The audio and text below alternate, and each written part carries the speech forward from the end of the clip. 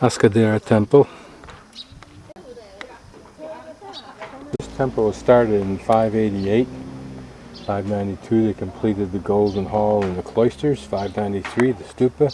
596 the overall project. In 605 he had a giant Buddha image created, installed in 606. The temple was lost in 1196 to fire, never rebuilt. Only the 4.8 meter high gilt bronze Buddha statue is still preserved.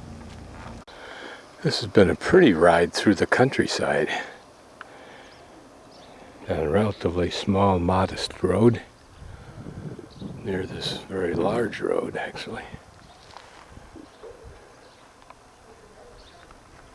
Okay, so here I'm looking at information map. Now I'm not that far away from the last major site I was at, just maybe half-hour ride, but just that difference alone, and they start dumping all the English. This, I assume, means you are here, but they no longer even put that.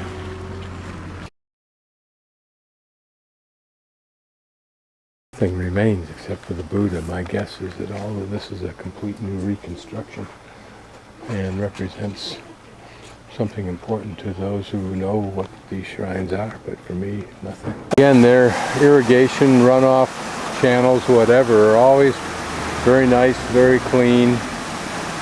Interesting what those piles of rock are. Were they just some inventory for a project left over and not used, or it has some historical precedent? This is interesting. Probably a retirement age group of aspiring artists.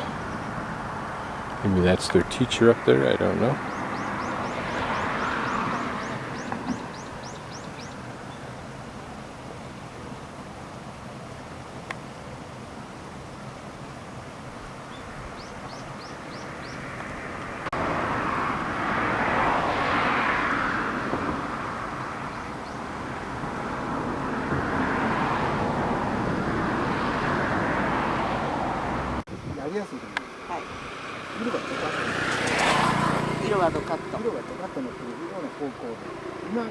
So this is the scene that we're painting. Unfortunately, they don't have a view of those beautiful red trees up there that are hidden by these spring trees that are just starting to show their leaves.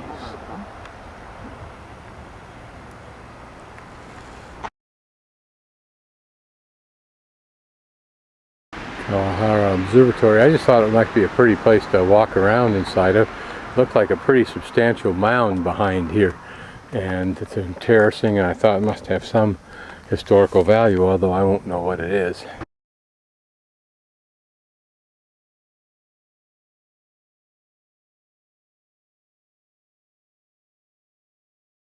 Could be that at one time all of this was farmed, or it could be that it had something to do with the Nara civilization. Looks like too nice a spot not to have had some government or royal use.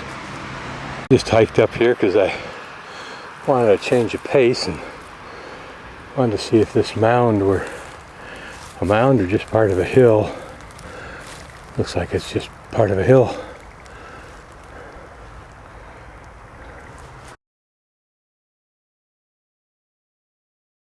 This is something somebody gave me, said it was very good, Japanese treat. So I've been carrying it around for about a week, so I thought I'd try it.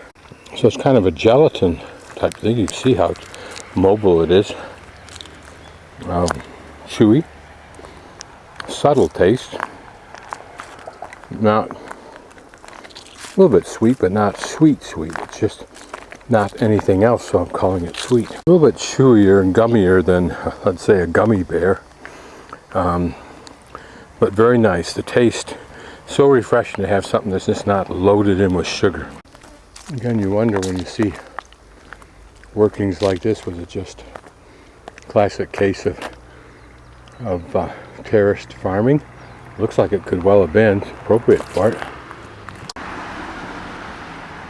It's a big white egret.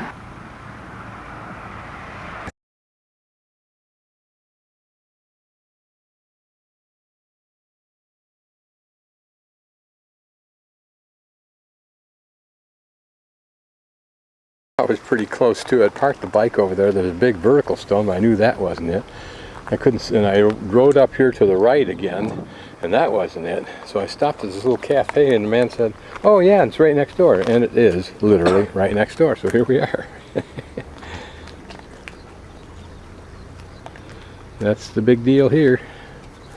Now what's interesting is, was this purposefully worked stone? It certainly looks like it. Those look like their eyes, and they may even be the face and nostril of a frog. That's kind of what it looks like to me. And the other couple of questions is how and why did it get here? So it's Kumiko, the wife, and Shunji. This is the tatami room. This is how it's measured, of course, tatami room, and it looks out onto that very pretty garden. So we'll go take a look at the garden. This garden has been in place for 100 years, and each owner has meticulously, apparently, taken care of it to maintain its ambience. And I'm sure it has different feelings at different times of the day under different weather conditions. Notice the nice glass work. It was broken there, and apparently the glass people tell them that they cannot reproduce that. So they've just repaired it with those little repairs there. This one is of Mount Fuji. And also this one apparently looks like a duplicate. They all look like the duplicates. This is a famous poem by a famous Chinese author, probably from around 700 AD. That the owner here, or that the leasee, he leases this building, but that the owner of the business had made for him as a centerpiece for this room. And this is a room shrine. Each of these things having some purpose in tea making and using the shrine, etc. Plus this game that's like chess inside the bowls, as we've seen before, are little round discs that are either black or white. So this is Manjuso, which means everything happiness house. Is the way you would read that. Track 4 for Kyoto. I got to the Kiyobate station just in time to run down the stairs with my bag, run up the stairs, and get on the train before it left. So perfect timing, though completely by chance. So there are 3 trains right now leaving. One will be a rapid at 8:17, but I don't care about rapid. Slow is fine for me.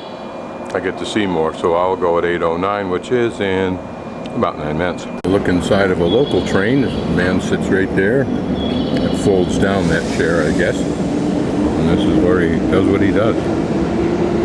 Obvious both in design and in construction that you see, and other features, that these are probably very old trains.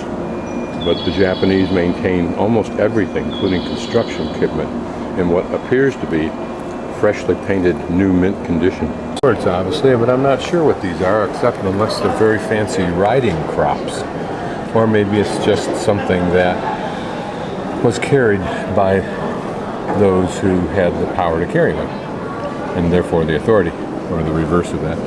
These are interesting. Look at these sandals, because in Tosen's book he refers often to the reed sandals or something of that nature, but referring to this kind of thing. How they were made and would use for a trip, how they would wear out by the military. But imagine that that's the kind of shoe that most wore during probably several centuries. I'm thinking that that's a cap, believe it or not, something that went on your head. It looks like, I always thought that when you see something like that on a person's head, it was their hair done up that way.